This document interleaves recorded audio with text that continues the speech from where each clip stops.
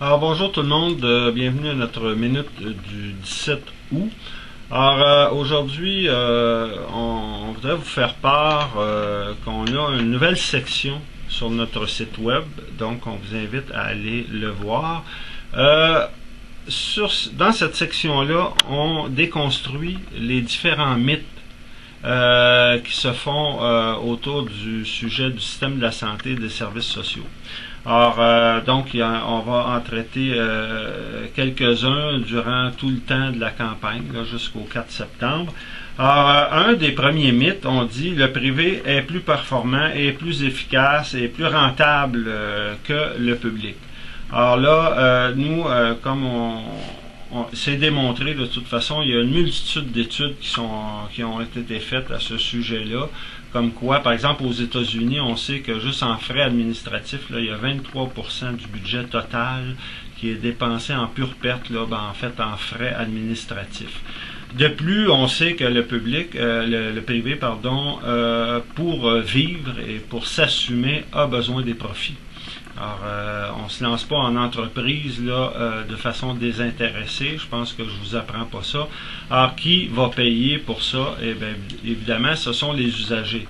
De plus, ce qui arrive comme conséquence aussi autre, c'est qu'il y a une désaffection du personnel, une érosion des moyens qui sont aux services publics qui vont vers le privé, parce que le privé va drainer du personnel. D'ailleurs, on connaît le phénomène de plus en plus avec les infirmières qui vont travailler au privé.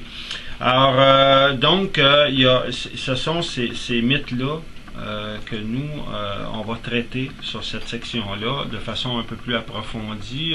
Ici, on survole un peu l'argumentaire.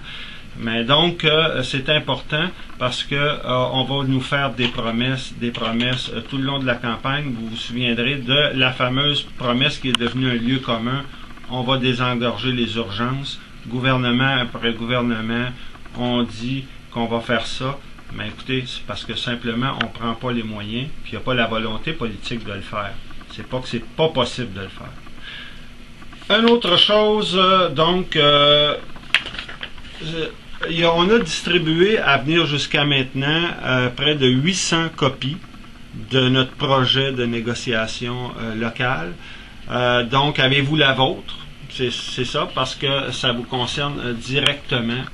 Donc, ces demandes-là sont en lien avec ce que vivent les employés au C3S Jalmans et avec la stabilisation des services aussi. Donc, on vous invite à aller consulter notre cahier, à vous le procurer. Et pour ceux et celles, je le répète aussi, les demandes et notre projet de négociation est aussi disponible en format électronique sur notre site web. Donc, on vous encourage à vous approprier votre convention collective locale. Merci, à la prochaine.